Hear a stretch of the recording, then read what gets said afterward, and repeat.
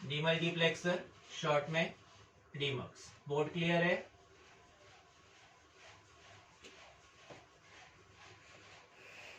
Board clear है?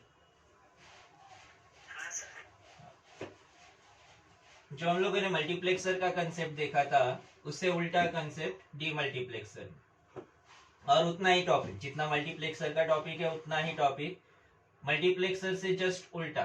Multiplexer क्या था? मल्टीप्लेक्सर क्या था? Many inputs one output. तो डीमक्स क्या होगा? डीमक्स क्या होगा? One input many outputs.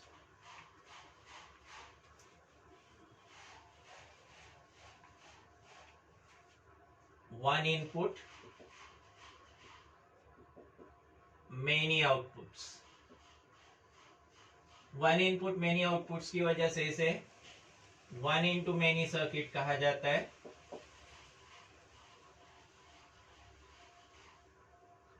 One into many circuit. और मल्टीप्लेक्सर को एक नाम दिए थे आखिरी में, क्या कहा गया था उसको? तीसरा पॉइंट जो लिखे थे हम लोगों ने, क्या लिखे थे? पहला पॉइंट था मेनी इंटू वन सर्किट, दूसरा मेनी इनपुट्स वन आउटपुट, और तीसरा एक पॉइंट लिखे थे, क्या लिखे थे? जल्दी बताओ, देखो जल्दी बताओ। डेटा सिलेक्टर, ठीक है। डेटा सिलेक्टर कहा जाता है मल्टीप्लेक्सर को, तो वही डीमल्टीप्लेक्सर को कहा जाता है डेटा डिस्ट्रीब्यूटर। ये वर्ड ध्यान में रखो, ऑब्जेक्टिव में पूछा जाता है। तुम लोगों को पूछने का मेरा सिर्फ उतना ही सिग्निफिकेंस है कि तुम लोग उस वर्ड को ध्यान में रखो, ऑब्जेक्टिव में पूछा जाता है। Mux is also known as data selector circuit, तो demux is also known as data distributor circuit. इसका general block diagram,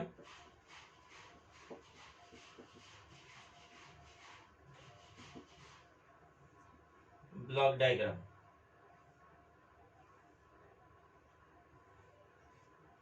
one input, D से रिप्रेजेंट करते हैं इनपुट, डेटा इनपुट कहा जाता है। Number of outputs y0, y1, y2 up to yn minus one. तो ये लेबल होगा, इसका नाम होगा 1:n डीमक्स। अब जैसे मल्टीप्लेक्सर में नंबर ऑफ इनपुट्स डिपेंड करते थे नंबर ऑफ सिलेक्ट लाइंस पे, उसी तरह से डीमक्स में नंबर ऑफ आउटपुट्स डिपेंड करेंगे नंबर ऑफ सिलेक्ट लाइंस पे। S0, S1 up to Sn, N9, m-1। इसके अलावा एक इनपुट और था, सिलेक्ट लाइंस इनपुट आउटपुट दोनों का काम कर सकती है। यहाँ पे सिलेक्ट लाइंस को हम लोग इनपुट की तरह यूज कर रहे हैं।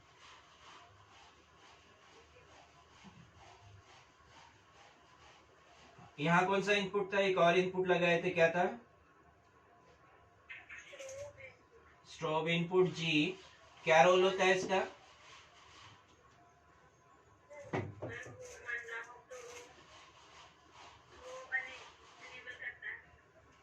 एनेबल और डिसेबल करने के लिए। वन पे एनेबल करता है कि जीरो पे एनेबल करता है? स्ट्रोब इनपुट अगर जीरो है तो मक्स या डीमक्स, चाहे मक्स हो या डीमक्स हो, स्ट्रोब इनपुट अगर जीरो है तो एनेबल्ड है, और स्ट्रोब इनपुट वन है तो मक्स हो या डीमक्स हो डिसेबल्ड है। इसका रोल सेम रहेगा मक्स और डीमक्स दोनों के लिए। यहाँ ये आउटपुट्स, यहाँ ये सिलेक्ट लाइंस और सिलेक्ट इनपुट्स। सिलेक्ट लाइंस या फिर सिलेक्ट इनपुट्स कहा जाता है। नंबर ऑफ आउटपुट्स और नंबर ऑफ सिलेक्ट लाइंस का क्या रिलेशन होगा?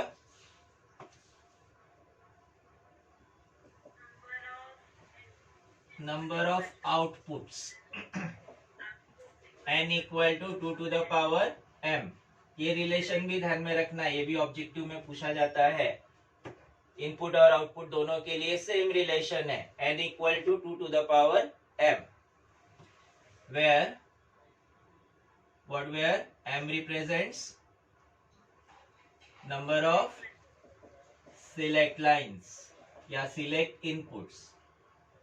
ठीक है, या तो select lines या फिर select inputs कहा जाता है। कल जैसे टेबल बनाए थे मल्टीप्लेक्सर के लिए, जैसे टेबल बनाए थे सेम वैसा इसके लिए टेबल बनाते हैं। सिलेक्ट इनपुट्स या select lines m, number of outputs n equal to 2 to the power m, और इसके अकॉर्डिंग डीमक्स बनेगा n:1, नहीं 1:n, 1 input number of outputs. अगर m इक्वल टू 1 है तो n होगा 2 to the power 1 equal to 2, means ये बनेगा 1:2 डीमक्स। सिलेक्ट इनपुट्स अगर 2 है तो 2:2 4 डीमक्स बनेगा 1:4। 3 सिलेक्ट इनपुट्स 4 सिलेक्ट इनपुट्स बन सकता है ना। 3 सिलेक्ट इनपुट के लिए कौन सा डीमक्स बनेगा 1:8, और 4 के लिए 1:60। ऐसे 5 सिलेक्ट इनपुट्स तक का ये कंसेप्ट अवेलेबल है। लिख लो इसको।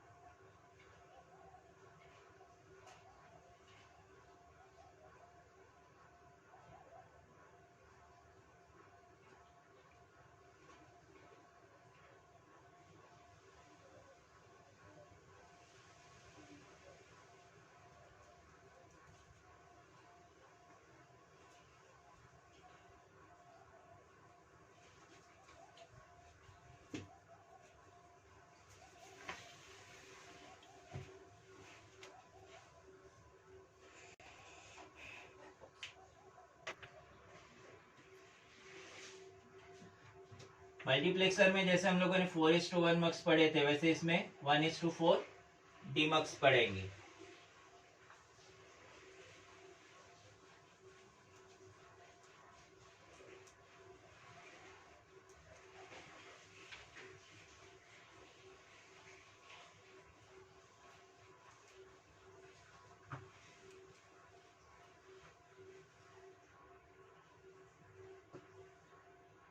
वन इज टू 4 डीमक्स, इसका कंसेप्ट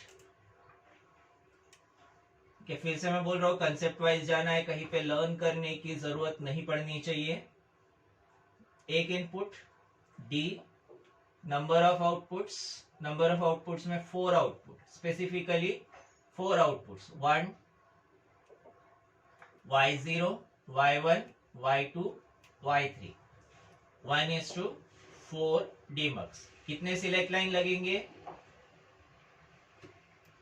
कितने सिलेक्ट लाइन लगने चाहिए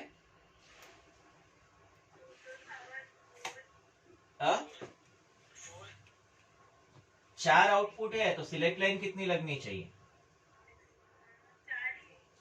4 कैसे लगेंगे 2 to the power m, 2 he select line लगेगी, एक S1 दूसरी S0, S1 S0। But in case एक आधे बार S1 S2 लिखा, ऐसा लिखने में आ गया और उसी से सॉल्व किया, उसी से आगे प्रोसेस किया तो गलत ऐसा कुछ नहीं है। लेबल चेंज हो गया तो उससे कोई फर्क नहीं पड़ेगा, लेकिन अगर लेबल चेंज होता है तो जो भी लेबल लेते हो उसके अकॉर्डिंग ही आगे का पूरा पार्ट लिखना है। जनरली S1 S0 ऐसे यूज किया जाता है। स्ट्रोब इनपुट G, ये हो गया इसका block diagram. Block diagram, then truth table working के लिए। ट्रुथ टेबल, ट्रुथ टेबल में पहले strobe input, then select inputs and output. Strobe input G, select inputs S1 S0, output Y नहीं है, 4 आउटपुट है Y0 Y1 Y2 Y3, इसलिए यहाँ Y नहीं लिखते। Strobe input G equal to, अगर 1 है तो सिलेक्ट इनपुट चाहे जो भी हो, आउटपुट 0 होगा, चारों आउटपुट्स 0 होंगे, डिमक्स डिसेबल्ड कहा जाएगा। 0 पे डिमक्स एनेबल होगा। स्ट्रोब इनपुट 0 होने पर डिमक्स एनेबल होगा। 0 0 0 1 1 0 1 1। Strobe input G equal to 1, select input चाहे जो भी हो, आउटपुट 0 होगा। सिलेक्ट इनपुट 0 होने पर 0 0 के लिए, अगर स्ट्रोब इनपुट 0 होने पर सिलेक्ट के 4 कॉम्बिनेशंस पॉसिबल है। सिलेक्ट इनपुट अगर 0 0 है तो डी कनेक्ट होगा Y0 के साथ, डेटा इनपुट डी कनेक्ट होगा आउटपुट Y0 के साथ, तो यहाँ आउटपुट मिलेगा मुझे Y0 इक्वल टू डी। 0 1 के लिए मिलेगा Y1 equal to D. Select input 0 1 देते हैं तो डी कनेक्ट होगा Y1 के साथ। देन 1 0 के लिए Y2 इक्वल टू डी, और 1 1 के लिए Y3 equal to D. Y0 Y1 Y2 Y3। यहाँ एक इनपुट है, मल्टीपल डिवाइसेस के साथ उसे शेयर करना है। जैसे साउंड मिक्सर होता है, साउंड मिक्सिंग सर्किट, एक सोर्स होता है और ये सोर्स से काफी सारे अलग अलग आउटपुट्स पे, टर्मिनल्स पे आउटपुट दे सकते हैं। काफी सारे अलग अलग टर्मिनल्स पे आउटपुट दिया जा सकता है। या फिर मल्टीप्लेक्स, यहाँ input single input multiple outputs के लिए बोला। एक साउंड सिस्टम है, उस साउंड सिस्टम से एक सोर्स इनपुट में आ रहा है, इस साउंड सिस्टम में एक सोर्स इनपुट है और मल्टीपल टर्मिनल्स पे आउटपुट दे रहे। ये हो गया डीमक्स का रोल। मल्टीप्लेक्सर में कैसा होगा, फिर से साउंड मिक्सिंग सर्किट है, साउंड मिक्सिंग, मल्टीप्लेक्सर यानी कंसीडर करते हैं साउंड मिक्सर सर्किट है। इसमें मल्टीपल सोर्स के थ्रू साउंड आएगा, इनको मिक्स करके एक आउटपुट बनाया जाएगा।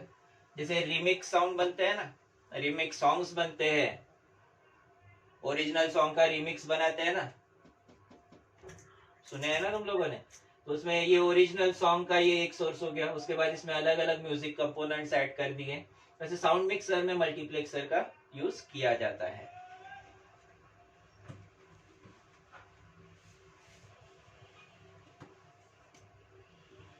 इसका लॉजिक डायग्राम देखते हैं। अब लॉजिक डायग्राम में 4 आउटपुट्स है, 4 आउटपुट तो इसमें और गेट की जरूरत नहीं पड़ेगी। मल्टीप्लेक्सर जैसे एंड और सर्किट है, मल्टीप्लेक्सर एंड और सर्किट है, तो इसमें सिर्फ एंड गेट लगेगा, और गेट की जरूरत नहीं पड़ेगी।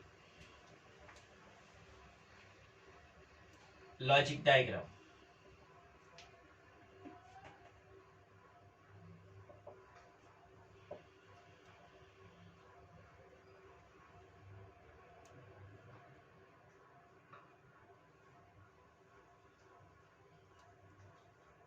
चार एंड गेट्स, फिर से एंड गेट्स को लेबल करते हैं, A0 A1 A2 A3। 4 he and gets क्यों लिए होंगे मैंने,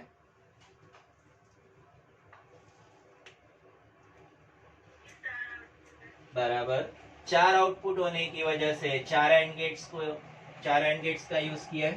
पहले एंड गेट का आउटपुट Y0, दूसरे का output Y1, next output Y2, next output Y3।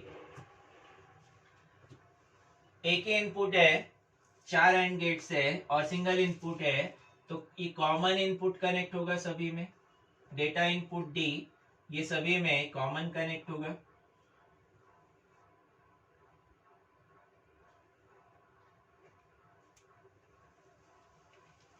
Data input D सभी में कॉमन कनेक्ट होगा। देन अब सिलेक्ट लाइंस। सिलेक्ट लाइंस में दो सिलेक्ट लाइंस, एक S1 दूसरा S0।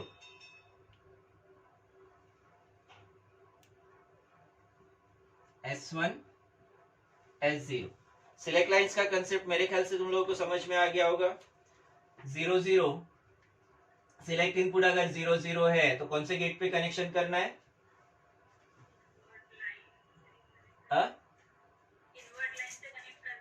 हाँ, इन्वर्ट लाइन से कनेक्ट करेंगे। कौन से गेट पे कनेक्ट करना है? हाँ, एंड गेट A0 पे जिसका आउटपुट Y0 है। और दो लाइन से, एक डायरेक्ट लाइन दूसरी इन्वर्टेड लाइन, तो इसमें से कौन सी लाइन? इन्वर्टेड लाइन, बराबर, इन्वर्टेड लाइन। और 1 अगर है तो कौन सी लाइन? Direct line. तो पहला इनपुट अपना 0 है, 0 के लिए हम लोग कनेक्ट करेंगे inverted line. Inverted line blue colour से मार्क करते हैं।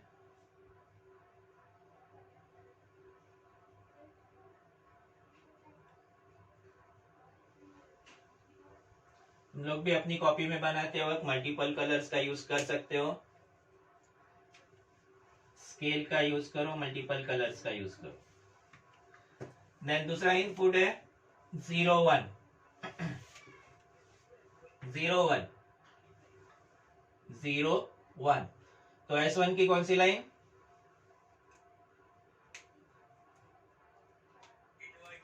Inverted line. और S0 की direct line. Direct line red से बनाते हैं।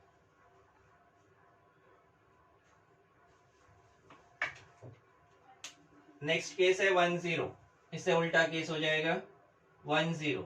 अब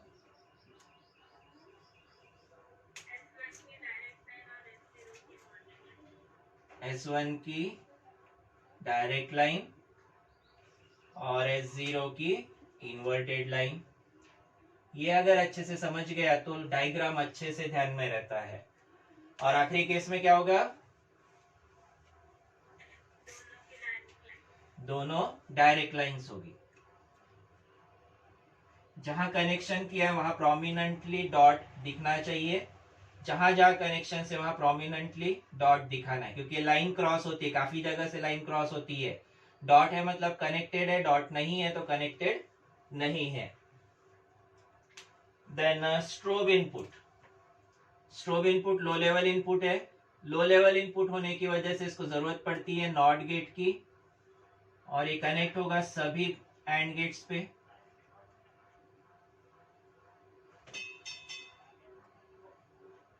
सभी एंड गेट्स पे कनेक्ट होगा। तो अब अगर G इक्वल टू 1 है, इन्वर्ट होके 0 होगा। ये जैसे 0 होता है तो ये चारों एंड गेट्स पे एक इनपुट 0 आता है। चारों एंड गेट पे एक इनपुट 0, तो चारों आउटपुट 0, इसलिए हम लोगों ने यहाँ पे आउटपुट 0 लिखा है। देन G इक्वल टू 0 होने पर ये इन्वर्ट होगा। इन्वर्ट होके सभी एंड गेट्स पे एक इनपुट 1 हो जाएगा। सभी एंड गेट्स पे एक इनपुट 1 होगा। तो अब सभी एंड गेट्स एनेबल्ड है। This means demux is enabled. Demux is enabled. Then select input, कोई एक केस देखते हैं, 1 0 वाला केस देखते हैं। अगर S1 1 है, S0 0 है, तो मुझे आउटपुट चाहिए Y2 equal to D। Y2 पे D इनपुट कनेक्ट होना चाहिए, बाकी पे आउटपुट 0 आएगा। चेक करते हैं। S1 1 होने से S1 1 होने से यहाँ पे इनपुट 1 आएगा, यहाँ इनपुट 1 आएगा। ये 1 होने से डायरेक्ट लाइन 1 है, इन्वर्टेड लाइन 0 है। इन्वर्टेड लाइन 0, तो यहाँ 0 इनपुट होगा, यहाँ 0 इनपुट होगा। S0 0 होने की वजह से डायरेक्ट लाइन पे 0, इन्वर्टेड लाइन पे 1। जहां मैंने डायरेक्ट लाइन कनेक्ट किया एक इनपुट 0 होगा, और जहां इन्वर्टेड लाइन कनेक्ट किया वहां पे इनपुट 1 होगा। अब आउटपुट चेक करते हैं। इस एंड गेट A0 में एक इनपुट 0 है, तो आउटपुट Y0 इक्वल टू 0 आएगा। यहाँ 2 इनपुट 0 है तो y1 इक्वल टू 0 होगा। यहाँ 3 इनपुट 1 है और चौथा इनपुट है d, तो y2 इक्वल टू होगा d। d मीन्स जो भी यहाँ पे डिवाइस कनेक्ट किया है उसका आउटपुट y2 पे मिलेगा। यहाँ हम लोग सिंपली बाइनरी टर्म्स में देख रहे हैं तो या तो 0 होगा या फिर 1 होगा। देन यहाँ पे एक इनपुट 0 है तो y3 इक्वल टू 0 होगा। तो मुझे output y2 equal to d मिल रहा है। यहां तक क्लियर है? देन जैसे हम लोगों ने हाँ कुछ बोलना है? मल्टीप्लेक्सर में हम लोगों ने जैसे रोटेरी स्विच बनाए थे उसी तरह से इसमें 1:4 demux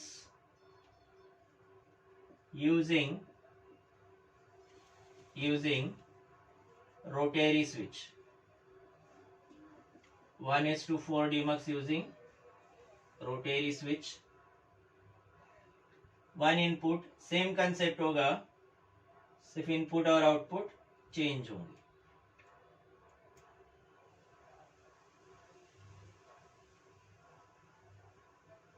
rotary switch is manual switch. ये सीधी सीधी लाइन खींची तो भी चलेगा, तो जरूरी नहीं ऊपर ले जाके इधर एक्सटेंड करना है, सीधा सीधा भी खींचा तो चलेगा। y0, y1, y2, y3 data input d, और ये स्विच है जो मैन्युअली ऑपरेट करना पड़ेगा। अगर मुझे y0 पे आउटपुट चाहिए तो d कनेक्ट किया y0 पे, लेकिन अब y0 से y1 पे आउटपुट चाहिए हो तो इसे मैन्युअली मुझे चेंज करना पड़ेगा। y1 से y2 पे जाना है तो मैन्युअली चेंज करना पड़ेगा, y2 से y3 पे जाना है तो मैन्युअली इसे चेंज करना पड़ेगा। कंसेप्ट समझा? कोई डाउट इसमें? ठीक है।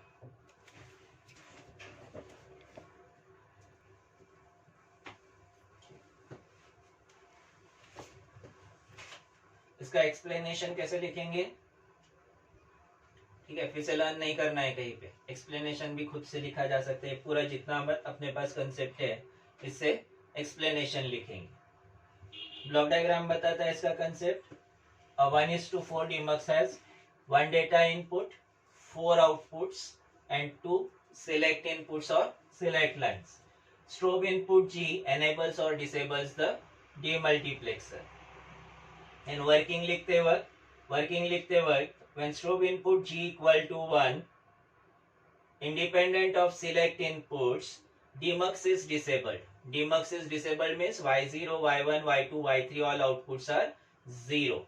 All outputs are 0, तो output 0 आएगा। Then when strobe input G equal to 0, DMUX is enabled and output depends on select inputs. अब G equal to 0 पे जो सेकेंड पॉइंट लिखेंगे उसके अंदर 4 पॉइंट्स बनेंगे। 4 पॉइंट्स में पहला point, when select inputs S1 S0 are 0 0, select inputs S1 S0 are 0 0, and get A0 is enabled and data input D connects with output Y0, that is Y0 equal to D. When select input S1 S0 is 0 1, select input S1 S0 is 0 1 and get A1 is enabled, data input D connects with output Y1 and output Y1 equal to D. ऐसे ही बाकी को explain करना है। Then 1:2 DMUX using rotary switch, इस पे separate question आता है, explain 1:4 DMUX using rotary switch। तो इसमें DMUX का ब्लॉक डायग्राम और DMUX का ये रोटेरी स्विच और उसका एक्सप्लेनेशन सिंपल से 2-3 लाइन में उसको एक्सप्लेन करना है। DMUX rotary switch is a manual. 1:4 DMUX using rotary switch is a manual concept, manual switch in which we have to operate manually. If data input D is connected to output Y0, to switch output to Y1 we have to manually connect data input D with Y1. ऐसे ही करके Y2 और Y3 को explain करना है। हाँ, आप एक बार इस सर्किट का पूरा डिक्टेट कर दीजिए ना, हमें इतना याद ही नहीं रहेगा, फिर कंफ्यूजन हो जाएगा। ये सेम अपने नोट्स में लिखा है। अच्छा, जो मैंने अभी बोला वही सेम मैंने नोट्स में लिख के दिया है। Okay sir. ठीक है, एक बार पढ़ लेना, आज ही पढ़ लेना उसको, तो अच्छे से ध्यान में रहेगा। और उसको मैं बोल रहा हूँ लर्न करने की जरूरत नहीं, तो इसको सिर्फ दिमाग में स्टोर करने की कोशिश करो ना, पॉइंट्स पॉइंट्स ध्यान में रखने की कोशिश करो। डीमक्स कंसेप्ट क्या है, बोल तो डीमक्स कंसेप्ट क्या है? 1:4 डीमक्स क्या कंसेप्ट है? 1 input 4 output 2 select lines and strobe in, इसको एक्सप्लेन करना है। देन वर्किंग के लिए G इक्वल टू 1 जिसपे मक्स डिसेबल्ड डीमक्स डिसेबल्ड है, और G इक्वल टू 0 के लिए मक्स एनेबल्ड है। एनेबल्ड है तो फिर ये 4 इनपुट्स, ये 4 इनपुट्स में 0 0 पे एंड गेट A0 एनेबल होगा, एंड गेट A0 एनेबल होगा तो Y0 का डेटा इनपुट D कनेक्ट होगा Y0 से, Y0 इक्वल टू D मिलेगा। 0 1 पे एंड गेट A1 एनेबल होगा, डेटा इनपुट D कनेक्ट होगा Y1 के साथ, तो Y1 इक्वल टू D मिलेगा। ऐसे सिंपल सिंपल पॉइंट्स में ध्यान में रखो, ठीक है। Yes sir. देन इसमें एप्लीकेशन पार्ट देखते हैं।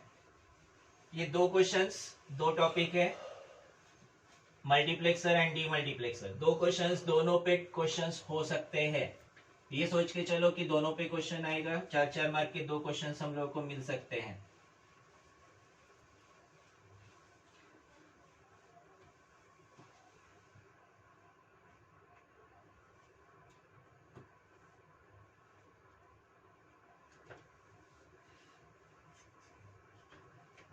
चलो, तुम लोगों के पास नोट्स अवेलेबल है ना, अभी साथ में है क्या? हाँ सर।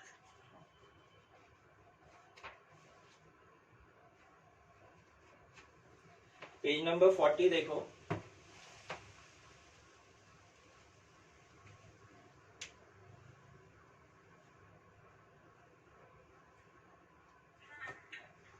उसमें explain the need of multiplexing and demultiplexing का टॉपिक दिया है, एडवांटेजेस एंड डिसएडवांटेजेस है।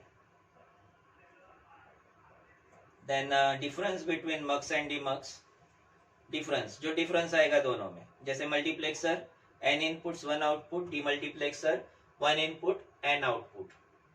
Then multiplexer is known as mux, तो demultiplexer is known as demux. Multiplexing means many into one, जो हम लोगों ने शुरुआत में 3 पॉइंट्स लिखे थे, वो 3 points. Then demultiplexing means 1 into many। Multiplexer cannot be used as decoder, तो demux can be used as decoder. Multiplexer cannot be used as decoder की जगह उसको can be used as encoder कर सकते हैं, और demultiplexer can be used as decoder. Multiplexer में OR gate लगता है, तो डीमल्टीप्लेक्सर में यहाँ पे सिर्फ एंड गेट लगा है, तो एंड गेट के आउटपुट में ऑर गेट की जरूरत नहीं होती है। देन सिंबल, इसके अलावा एक पॉइंट और ऐड कर सकते हैं। मल्टीप्लेक्सर को हम लोगों ने डेटा सिलेक्टर कहा था, मल्टीप्लेक्सर इज डेटा सिलेक्टर, तो डीमक्स इज डेटा डिस्ट्रीब्यूटर। वो पॉइंट ऐड कर लो उसमें, मल्टीप्लेक्सर इज डेटा सिलेक्टर, लिख लो, अभी लिख लो साथ में, बाद में भूल जाओगे। मल्टीप्लेक्सर के कॉलम में डेटा सिलेक्टर, और डीमल्टीप्लेक्सर की कॉलम में डेटा डिस्ट्रीब्यूटर। लेंगे ना, आगे टॉपिक है डिकोडर, एनकोडर डिकोडर दोनों टॉपिक से डिटेल में पढ़ेंगे उसको।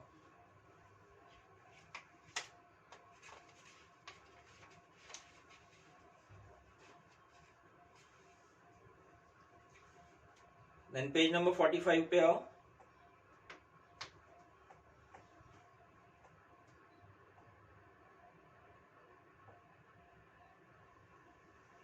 पेज नंबर 45 पे question number 25, which type of multiplexer will be required to implement the following expression, draw necessary block diagram। Question number 25 of page number 45, f of ABC। इसमें randomly मैं examples बना सकता हूँ, but जो board paper में पूछे गए वो क्वेश्चंस हम लोग देखते हैं। ये सभी क्वेश्चंस बोर्ड पेपर के हैं 2, 3, 5, 7। रैंडमली कोई भी नंबर्स लिए जा सकते, बट वैसा लेने की वजह मैं एक्चुअली बोर्ड पेपर में जो क्वेश्चंस लिए गए उन क्वेश्चंस को ही प्रीफर करता हूं। ये क्वेश्चन 3 मार्क के लिए आता है, 3 मार्क के लिए आता है। पहला पार्ट है which type of multiplexer will be required to implement the following function. सही है ना? Which type of multiplexer will be required to implement the following expression. इस एक्सप्रेशन को इम्प्लीमेंट करने के लिए मल्टीप्लेक्सर कौन सा यूज होगा। मल्टीप्लेक्सर के लिए मुझे या तो डेटा इनपुट्स पता होना चाहिए या फिर सिलेक्ट लाइंस पता होना चाहिए। दो में से कोई एक भी पता चल गया तो आसानी से कौन सा मल्टीप्लेक्सर है बता सकते हैं। यहाँ number of select lines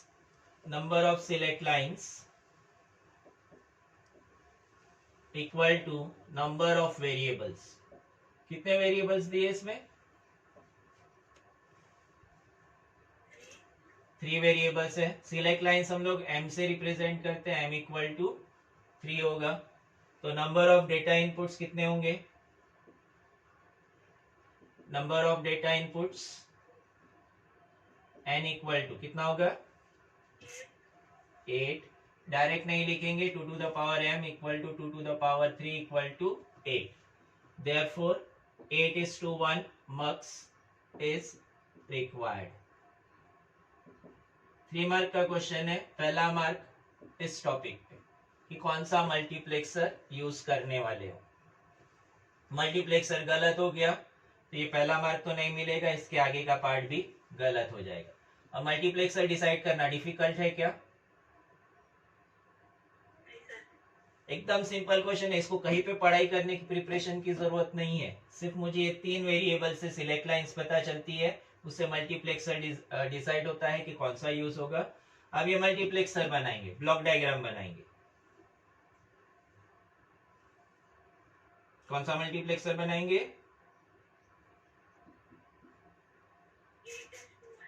8:1 मक्स, 8 inputs 1 output.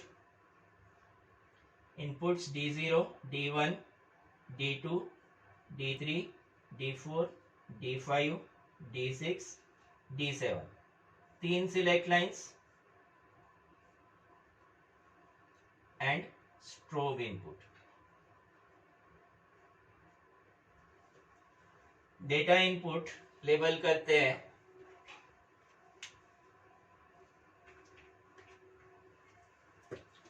Data input D0, D1, D2, D3, D4, D5, D6, D7। Select inputs S2, S1, S0। ये सिलेक्ट इनपुट्स कनेक्ट होंगे।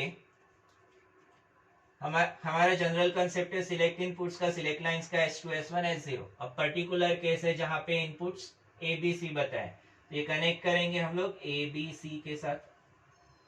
स्ट्रोब इनपुट को कनेक्ट करेंगे, मल्टीप्लेक्सर एनेबल रखना है तो इसे कनेक्ट करेंगे ग्राउंड से। देन जो नंबर्स दिए हैं इन नंबर्स पे आउटपुट 1 चाहिए। जैसे 0 है, 0 से आउटपुट 1 चाहिए, तो जब मैं यहाँ पे इनपुट 1 दूंगा तभी यहाँ आउटपुट 1 मिलेगा क्या? अगर मैं डेटा इनपुट 1 देता हूं तभी मुझे आउटपुट 1 मिलेगा। तो D0, D2, D0, D2, D3, D5, D7 इन सब पे इनपुट 1 देना है। तो कॉमनली मैं इन सबको 1 से कनेक्ट कर देता हूं। D0, D2, D3, D5, D7 इन सब को कॉमनली 1 से कनेक्ट कर देता हूं। 1 मीन्स लॉजिक 1। लॉजिक 1 लिख सकते हैं, +5 वोल्ट लिख सकते हैं, प्लस VCC लिखा तब भी चलेगा। कॉमनली लॉजिक 1 लिखा जाता है। देन जो नंबर्स नहीं दिए हैं उनकी वजह से आउटपुट 0 आना चाहिए। लॉजिक 1 या फिर +5 वोल्ट्स या फिर plus VCC। Logic 1 means high voltage, ये मल्टीप्लेक्सर ऐसी +5 वोल्ट पे ऑपरेट होती है, हाई वोल्टेज +5 वोल्ट, और plus VCC mean supply voltage, ये भी 5 वोल्ट होता है, लॉजिक 1 +5 वोल्ट या फिर प्लस वीसीसी। ये हाई वोल्टेज हो गया, प्लस वीसीसी मतलब हाई वोल्टेज हो गया, और लॉजिक 1 यानी हाई वोल्टेज। अगर ये कंफ्यूजन होता है +5 वोल्ट प्लस वीसीसी का कंफ्यूजन होता है तो उसको हटा दो, सिर्फ लॉजिक 1 लिखो। देन जो नंबर्स नहीं दिए हैं उनको लॉजिक 0 से कनेक्ट करो, ग्राउंड से कनेक्ट कर दो। तो इस पे जब भी डेटा इनपुट, यहाँ पे सिलेक्ट इनपुट 001 आता है, 001, तो कौन सा इनपुट सिलेक्ट होगा? 001 यानी कौन सा इनपुट सिलेक्ट होगा?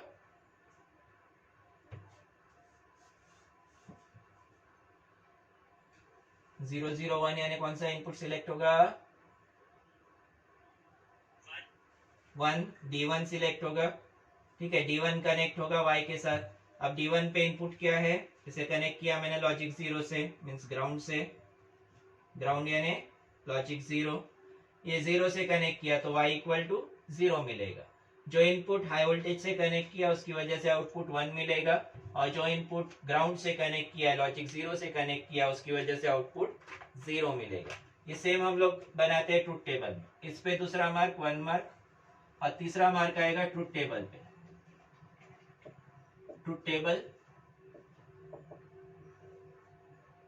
ट्रुथ टेबल में select inputs and output y। तीसरा मार्क ट्रुथ टेबल पे S2, S1, S0, output y। 3 inputs, एक पॉसिबल कॉम्बिनेशन। अगर जरूरत है तो अपने लिए यहाँ पे नंबर लिख लेते हैं 0, 1, 2, 3, 4, 5, 6, 7, और लिख के लेते हैं क्योंकि हमको जो इनपुट्स दिए वो 0, 2, 3, 5, 7 इस टर्म्स में दिए, इसलिए लिख लेते हैं। 1 के लिए 0, 0, 1, 2 के लिए 0, 1, 0, 3 आएगा 0, 1, 1, 4 आएगा 1, 0, 0, 5 आएगा 1, 0, 1, 6 आएगा 1, 1, 0, 7 होगा 1, 1, 1। अब 0 के लिए आउटपुट क्या आएगा? 0 के लिए आउटपुट क्या आएगा? D0 मैंने कनेक्ट किया है लॉजिक 1 पे, तो आउटपुट क्या आएगा? सर एक बार रिपीट करो। 0, 0 पे आउटपुट क्या आएगा? 0, 0, 0 अगर यहाँ पे इनपुट है तो D0 सिलेक्ट होगा। D0 पे इनपुट है 1, तो आउटपुट Y इक्वल टू 1 आएगा। 0, 0, 1 मीन्स D1 के लिए आउटपुट 0 होगा। D2 के लिए आउटपुट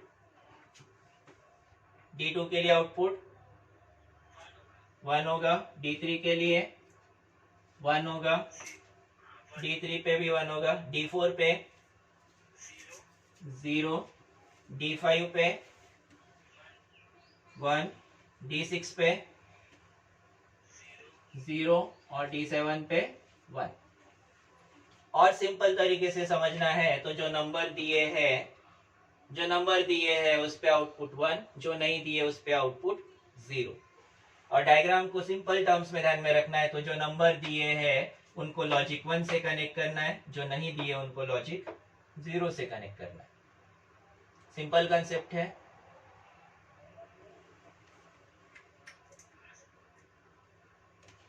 इधर अब इसमें अगर 4 इनपुट, यहाँ पे ABC की जगह ABCD दिया है तो क्या चेंज करेंगे? 16 इनपुट्स हो जाएंगे। 16:1 मार्क्स होगा। तो ऐसा ही मैं आप लोगों को होमवर्क दे रहा हूँ। 25 के बाद 26, 27, 28, 29 एग्जाम्पल्स सॉल्व करोगे। कौन कौन से? हाँ, 30 अलग है। क्यों अलग है? देखो उसमें, देखो इनपुट्स कितने दिए हैं? 4, तो कौन सा लगना चाहिए? कौन सा दिया है? 8:1 अलग है, इसलिए फिर उसको मैं सॉल्व करके दूंगा। कैसे करने का वो कंसेप्ट अपन नेक्स्ट क्लास में डिस्कस करते हैं उसको। 30, 31, 32 भी सेम है, बन जाएंगे आसानी से, लेकिन क्या कंसेप्ट यूज करना है उसको हम लोग अभी टाइम है क्या, तो अभी डिस्कस कर सकते हैं। हाँ? अभी टाइम है अपने पास, तो अपन डिस्कस कर सकते हैं। मैं क्या करना है वो बता देता हूँ उसमें। 30 में नहीं, 31 और 32 वाला बता देता हूँ क्या करना है ना? उतना 5 मिनट है, कर सकते हैं ना? अच्छा ठीक है, लिख लो पहले से।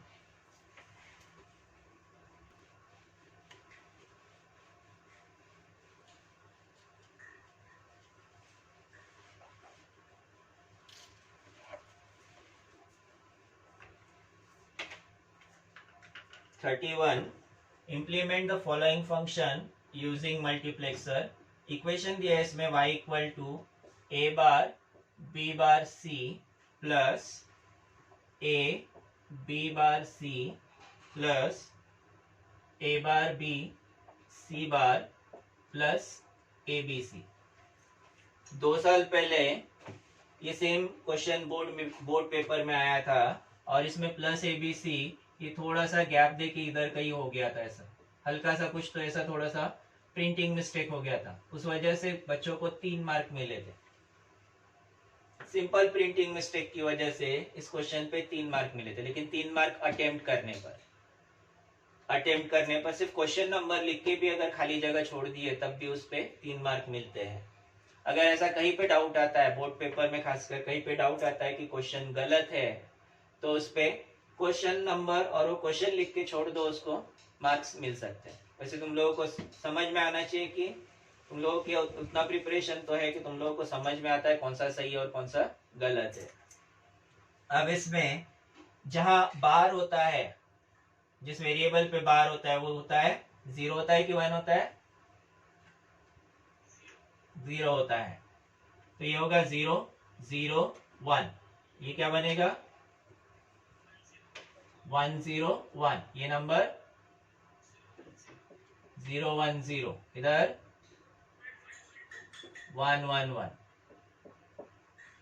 तो ये 0 0 1 यानी कौन सा नंबर? 1 1 0 1 यानी 5 0 1 0 2 1 1 1 7। तो ये फंक्शन बनेगा f of A B C equal to summation M. Summation M कहा जाता है, समेशन एम, इसे सम ऑफ मीन टर्म्स भी कहा जाता है, सम ऑफ मीन टर्म्स 1 2 5 7। अब ये बन गया तो आगे का पार्ट बन सकता है। वैसा ही 32 वाला, 32 में एक्चुअली ट्रूथ टेबल दिया है,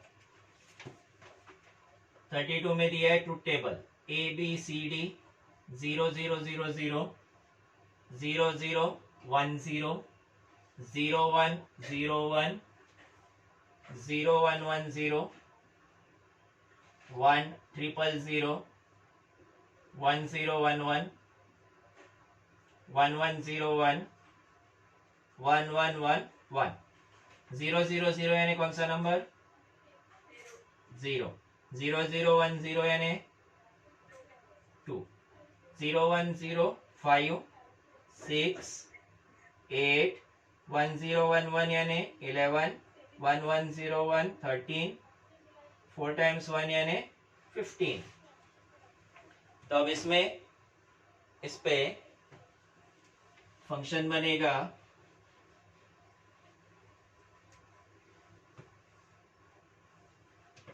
f of a b c d equal to summation m 0 2 5 6 8 11 13 15। अब आगे का पार्ट तुम लोग आसानी से बना सकते हो, सही है। अब इसी पे एक पेज नंबर 44 पे लास्ट क्वेश्चन है, वो देखो तो। State the rules for rules of combinational logic circuit. दिखा? हाँ sir. Question number 13, state the rules of combinational logic design. इसमें यही सेम कंसेप्ट बताना है। सबसे पहला पॉइंट, 3 स्टेप्स में 3 पॉइंट्स में। पहला point, identify the decimal number corresponding to each minterm. ये वाला term sum of minterms बोला, ये मीन टर्म, ये वाला टर्म जो होता है इसे मीन टर्म कहा जाता है। ए बार बी बार सी वाला जो टर्म है ये टर्म मीन टर्म है, ये मीन टर्म है, ये मीन टर्म है, ये मीन टर्म है। इस मीन टर्म के करस्पॉन्डिंग नंबर आइडेंटिफाई करो। Connect the input lines corresponding to this numbers to logic 1। जो नंबर्स दिए उनको लॉजिक 1 से कनेक्ट करो। A term in sum of product form is minterm. Sum of product form, ये product कहा जा सकता है इसको। A B C means product, A B C is product, इन दोनों का सम। सम ऑफ, इस इक्वेशन को कहा जाता है एसओपी फॉर्म। इस इक्वेशन को कहा जाता है SOP form. SOP means sum of products. SOP form में इक्वेशन है सम ऑफ प्रोडक्ट्स। 1 2 3 4, 4 प्रोडक्ट्स का sum, sum of products.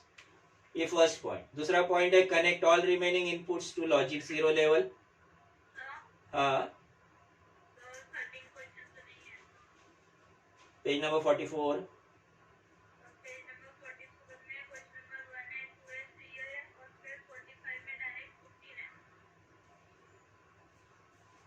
Page number 44 पे पॉइंट नंबर 1 2 3 है, उसके ऊपर रूल्स लिखा है क्या? क्वेश्चन नंबर 13 लिखा है state the rules of combinational logic design. हाँ, वो क्वेश्चन है और उसके नीचे जो रूल्स लिख के 1 2 3 पॉइंट लिखे वो आंसर है उसका। समझा? हाँ, तो सबसे पहले पॉइंट में क्या बोला है, मीन टर्म से नंबर आइडेंटिफाई करो और जितने भी नंबर्स मिलते हैं इन सबको लॉजिक 1 से कनेक्ट करो। जो नंबर्स नहीं है उनको, सेकेंड पॉइंट बोला है जो नंबर्स नहीं है उनको लॉजिक 0 से कनेक्ट करो। And apply the inputs to the select input terminals. Apply the inputs to select input terminals मतलब कैसा? जैसे मैंने यहाँ पे सिलेक्ट इनपुट्स लिखा था S2 S1 S0, जो इनपुट्स है ये इनपुट्स हो गए। अब इनपुट्स को अप्लाई करो सिलेक्ट टर्मिनल्स पे, सिलेक्ट इनपुट्स पे। ये थर्ड पॉइंट। समझा? एक्चुअली यही कंसेप्ट है जो हम लोगों ने डिजाइन किया, वही कंसेप्ट, लेकिन उसे स्टेटमेंट फॉर्म। समझा क्या? ओके, तो ये वाला पार्ट आप लोग आज ही देख लो इसको। और अभी अपन नेक्स्ट क्लास संडे को लेते हैं। बीच में तुम लोग का